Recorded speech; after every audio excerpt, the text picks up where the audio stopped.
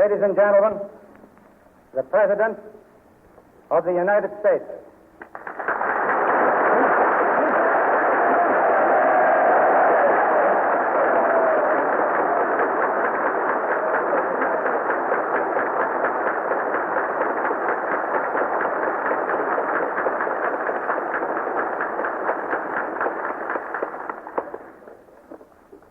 Mr. Chancellor, Mr. Principal, Lieutenant Governor, Mr. Prime Minister,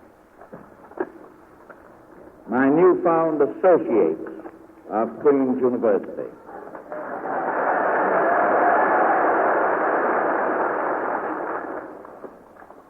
to the pleasure of being once more on Canadian soil, where I have passed so many happy hours of my life, there is added today a very warm sense of gratitude for being admitted to the fellowship of this ancient and famous university.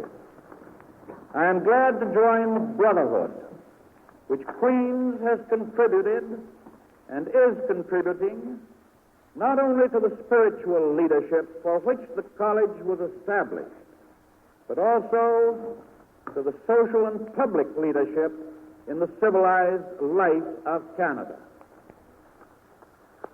An American president, as many of you are aware, is precluded by our Constitution from accepting any title from a foreign prince, potentate, or power. Queen's University is not a prince or a potentate, but assuredly it is a power.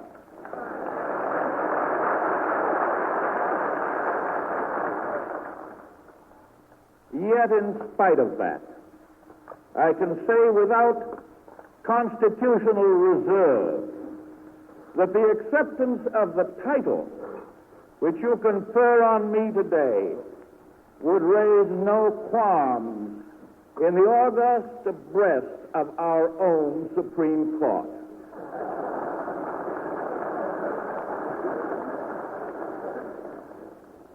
Civilization, after all, is not national, it is international.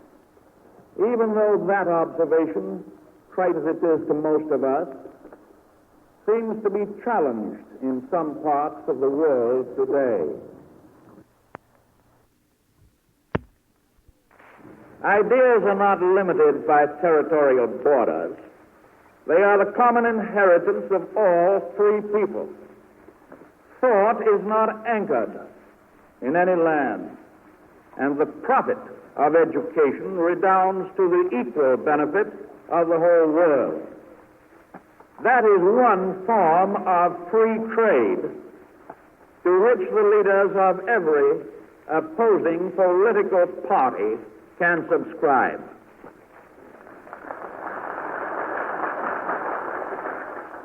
In a large sense, we in the Americas stand charged today with the maintaining of that tradition.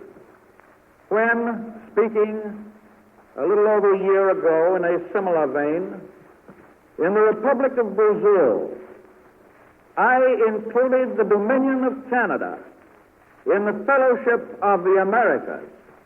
Our South American neighbors gave hearty acclaim.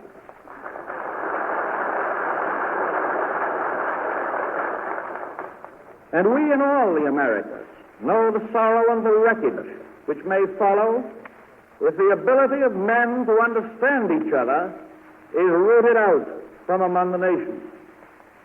Many of us here today know from experience that of all the devastations of war, none is more tragic than the destruction which it brings to the processes of men's minds. Truth is denied because emotion pushes it aside. Forbearance is succeeded by bitterness. And in that human atmosphere, human thought cannot advance.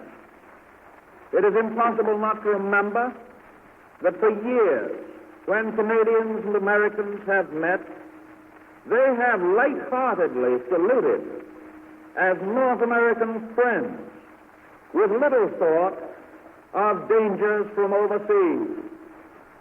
Yet, we are awake to the knowledge that the casual assumption of our greetings in earlier times today must become a matter for serious thought.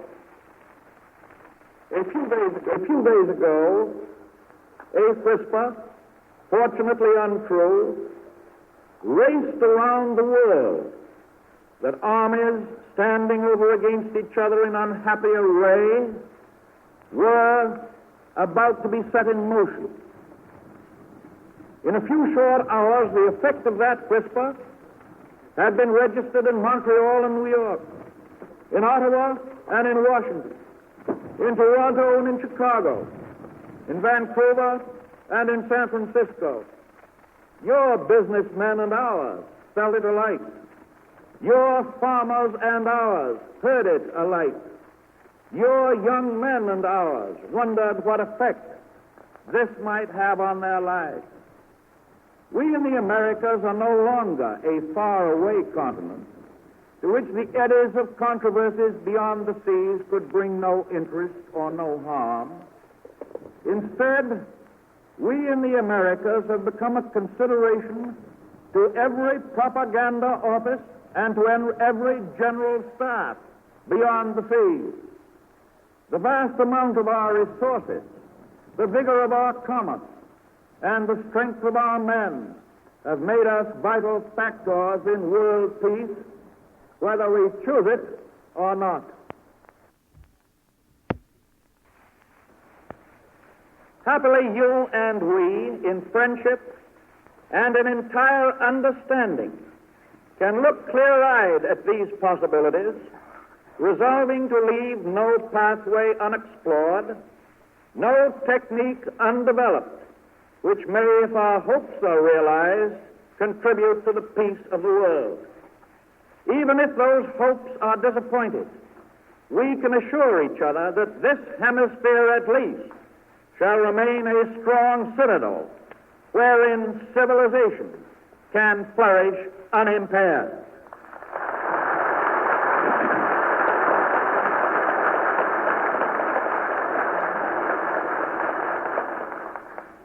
The Dominion of Canada is part of the sisterhood of the British Empire.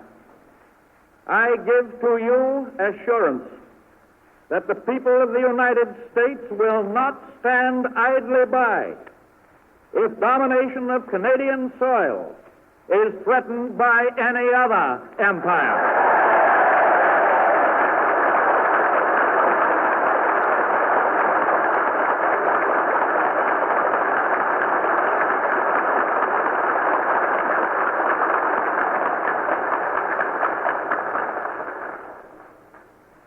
We, as good neighbors, are true friends because we maintain our own rights with frankness, because we refuse to accept the twists of secret diplomacy, because we settle our disputes by consultation, and because we discuss our common problems in the spirit of the common good. We seek to be scrupulously fair, to be helpful, not only in our relations with each other, but each of us at home in our relations with our own people. But there is one process which we certainly cannot change and probably ought not to change. This is the feeling which ordinary men and women have about events which they can understand. We cannot prevent our people on either side of the border from having an opinion in regard to wanton brutality, in regard to undemocratic regimentation, in regard to misery inflicted on helpless peoples, or in regard to violations of accepted individual rights. All that any government, constituted as is yours and mine, can possibly undertake is to help make sure that the facts are known and fairly stated. No country where thought is free can prevent every fireside and every home within its borders from considering the evidence for itself and rendering its own verdict, and the sum total